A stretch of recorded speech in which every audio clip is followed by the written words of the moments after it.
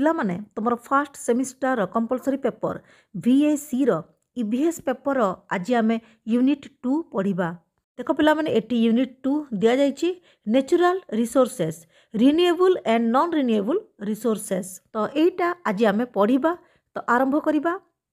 Natural resources बा प्राकृतिक संबल कौन? प्रकृति आमको जो सब उपादान बा जो सब जिनिस दे आमको बंचारे साहाय्य करुच्ची आम से सब उपादान को प्राकृतिक संबल बा नेचुरल रिसोर्स बोली कही थाउ। जेमिति कि आलोक, पानी, पवन, जंगल, खनिज पदार्थ ए समस्ते होचंती आमर प्राकृतिक संबल। एमानक भितरु किछि होचंती नवीकरणीय बा रिन्यूएबल रिसोर्स एवं आउ किछि होचंती अनवीकरणीय बा नॉन रिन्यूएबल रिसोर्स। तो सर्वप्रथमे आमे रिन्यूएबल बा नवीकरणीय बा असरंती संबल क्या कह जाए सीटा आमे बुझिबा। देख पिला माने जो प्राकृतिक संबल को जेते व्यवहार कले मध्य सेटा शेष हुए नाही बा ताको पुनर्बार भरणा करा जाई पारे से भली संबल को आमे असरंती संबल बोली कहिताऊ। जेमिति कि जल, वायु, सूर्यालोक, भूमि, मृत्तिका, जंगल, जीवजंतु इत्यादि एमाने समस्ते हेउचंती रिन्यूएबल बा नवीकरणीय संपद।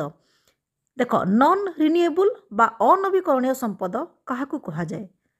जो प्राकृतिक संबल थरे व्यवहार होला परे शेष हो जाए ताको आमे सीमित बा अनवीकरणीय बा नॉन रिन्यूएबल रिसोर्स बोली कही थाउ। जेमिति कि खनिज पदार्थ गुड़िक कोयला, खनिज तैल, प्राकृतिक गैस एगुड़िक थरे व्यवहृत होला परे पुनर्बार आ व्यवहार हो पारे नाही। एगुड़िक अत्यंत सीमित क्षयशील अपूरणीय आमर संपद।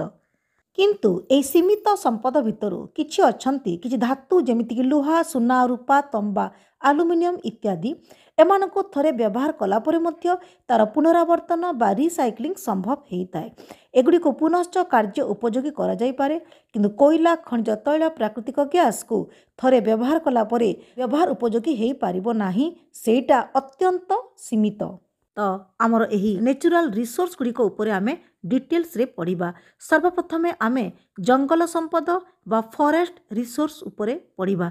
जेमिति मु कहिली जंगल संपद हेउची गोटे रिन्यूएबल बा नवीकरणीय संपद।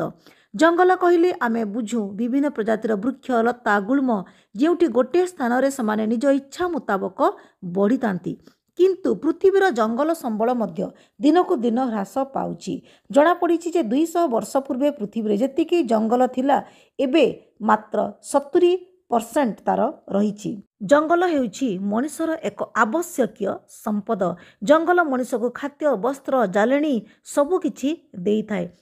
जंगल स्थानीय पाणीपाग को मध्य नियंत्रण करिथाय। पृथ्वी जेतिकी जंगल अछि ताकू आमे 3 भागरे विभक्त करि परिबा। नंबर 1 विषुव मंडलीय वृष्टि जंगल बा सेल्भा।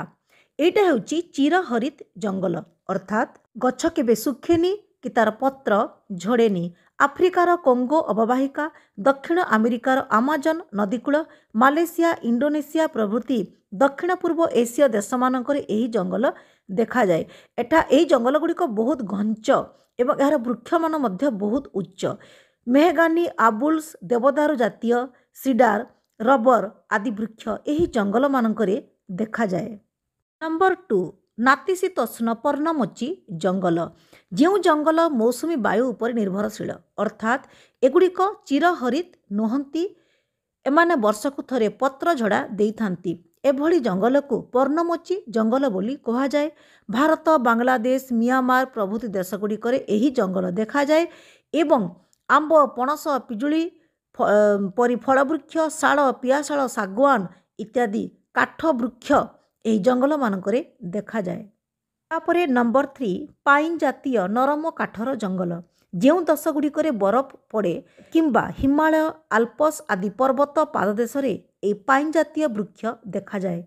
एहार काठ नरम एवं विभिन्न द्रव्य तैयारी रे एही काठर चाहिदा रहिछि।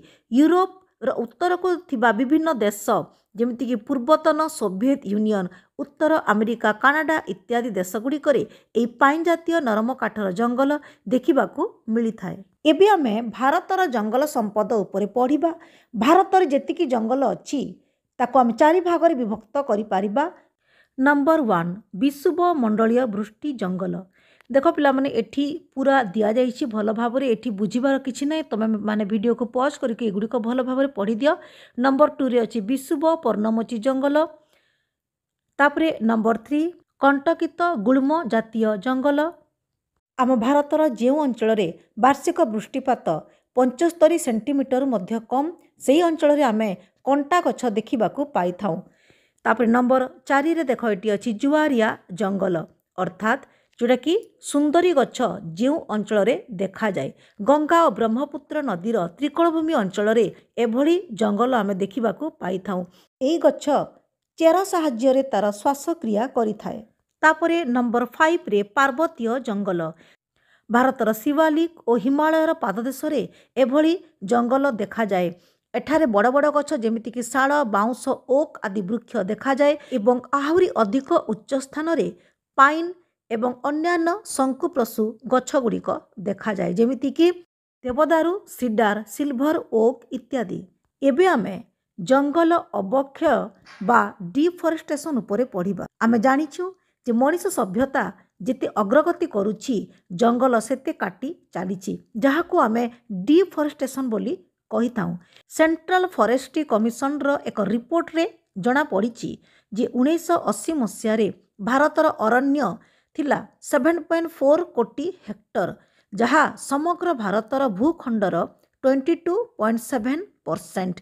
किंतु एबे ताहा बहुत कमी जाइछि एवं 2021 रो रिपोर्ट अनुसार भारतर समस्त भूखंडर 21% मात्र जंगल। जंगल क्षयर अनेक गुड़िए कारण रही। देख पिला माने एठी दिया जाइछि। नंबर 1 काठ और जालेनीर चाहिदा वृद्धि। जनसंख्या वृद्धि हेई चालीछि एवं बासयोग्य भूमि पाई मनीष अरण्य को सफा कर चलीछि एवं नूतन बसति आरंभ करुछि। घर तैयारी पाई सबुठु आवश्यक जिनिस हेउछि काठ एवं सेथिपाई से जंगल को क्षय करुछि।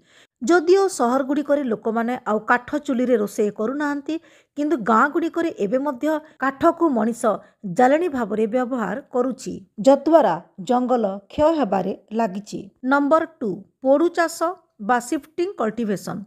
पोडु चाष आमे देखिबा ओडिशा एवं उत्तर पूर्व भारतर आदिवासी अधुषित अंचल रे एटा प्रचलित। चाषी गोटे स्थान रे माने जंगलर गोटे अंश को काटिकी ताकू पोड़ीकी सफा करे एवं सेठी चाष करे।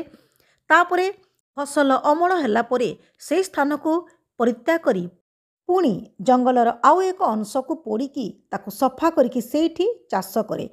तो एमिति करिबा द्वारा से बहुत जंगल नष्ट करिथाए। तापर देखो नंबर 3 रे उन्नयन प्रकल्प। भारतर स्वाधीनता परे जल संरक्षण एवं संरक्षित जलर उपयुक्त व्यवहार पाई अनेक गुड़े नदीबंध योजना बा डैम गुड़िक तैयारी हैला जेमितिक दामोदर भैली भाक्रानंगल प्रोजेक्ट हीराकुद डैम प्रोजेक्ट इत्यादि। एहा द्वारा शह शह एकर जमी नष्ट हैला एवं जंगल गुड़िक मध्य नष्ट हैला। पुणी बेले बेले शिल्प कलकारखाना बसाइबा पाई मध्य शह शह एकर जंगल को नष्ट करि दिया जाए। नंबर 4 खनिज द्रव्यर उत्तोलन। खनिरु खनिज पदार्थ संग्रह पाई रास्ता निर्माण होता जद्वारा माने से खनि अंचल निकटरे थिबा जनबसति परिवेश को नष्ट करा जाए एवं जंगल को मध्य नष्ट करा जाय थाए। एबे आमे आउ गोटे रिन्यूएबल रिसोर्स जोटा कि होची वाटर रिसोर्स बा जल संपद उपरे पढ़िबा। आमे समस्त जानिचु जे आमे बंचिबा पाई सबुठु आवश्यक जिनिस हेउची जल। पृथ्वी रे जेतिकी जल समुद्र नदी नाल झरणा रे रहिची ए समस्त को नेइकी जलमंडल गठित एवं पृथ्वीर जेतिकी जल अछि तार प्राय 70 भाग हेउची समुद्र जल जोटा के लुणिया जहाकू आमे पानीय जल भावरे व्यवहार करि परिबा नाही।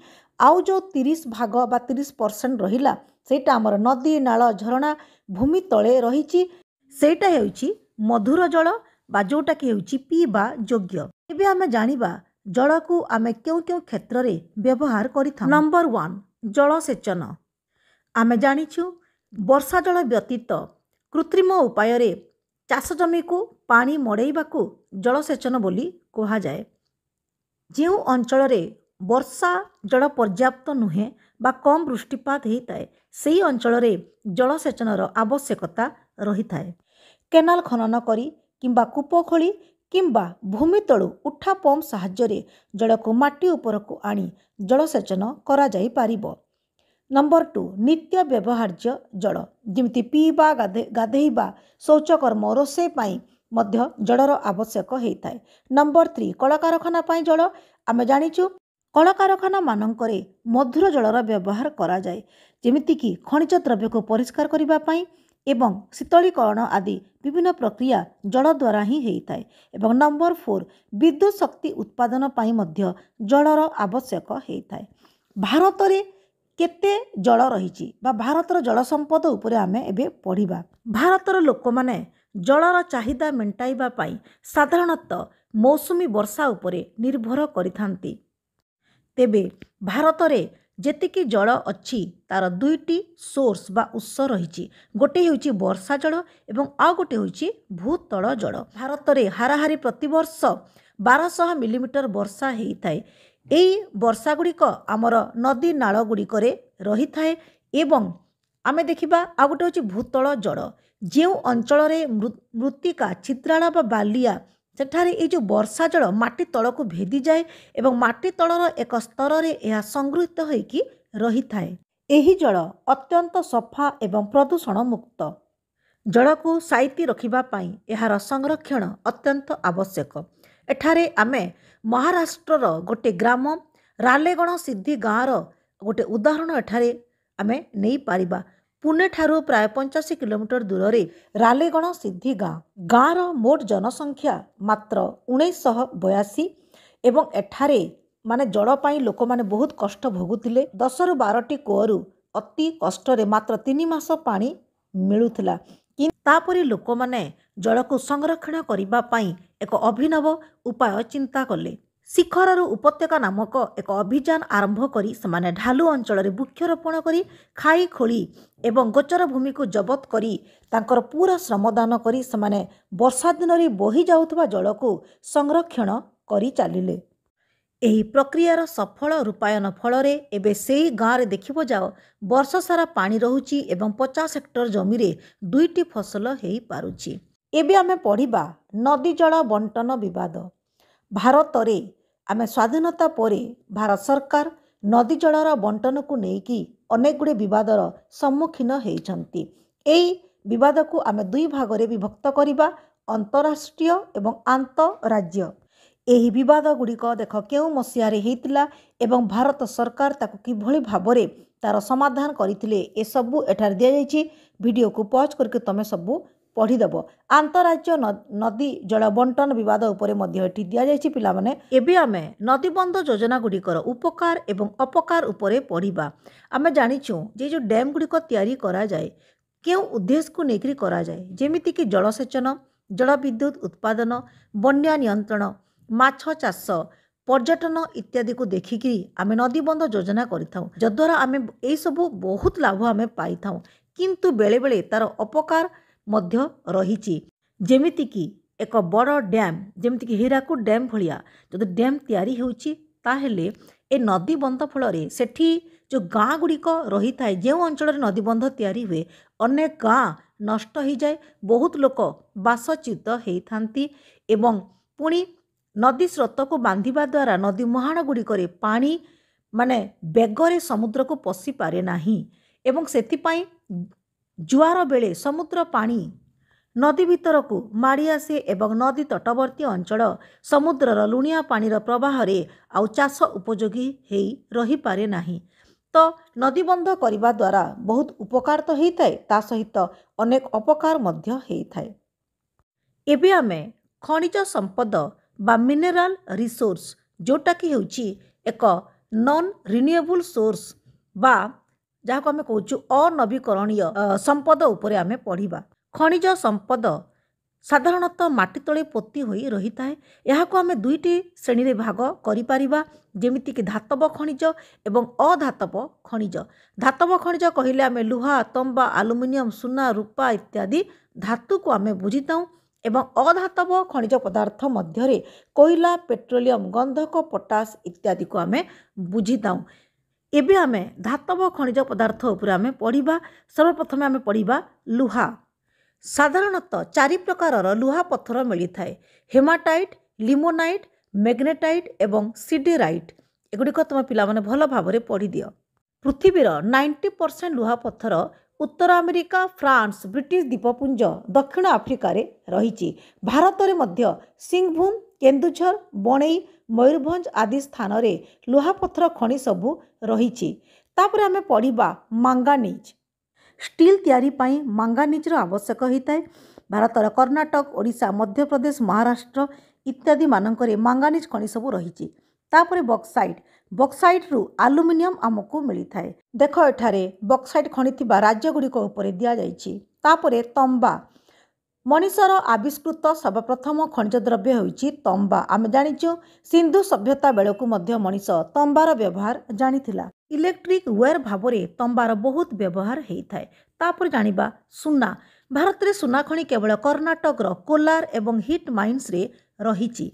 तो ठीक अच्छे पिला माने आमे नेक्स्ट वीडियो रे आउ केतेक रिन्यूएबल एवं नॉन रिन्यूएबल रिसोर्स उपरे आमे पढ़िबा। तो आज पई एतिकी। ओम नमः शिवाय।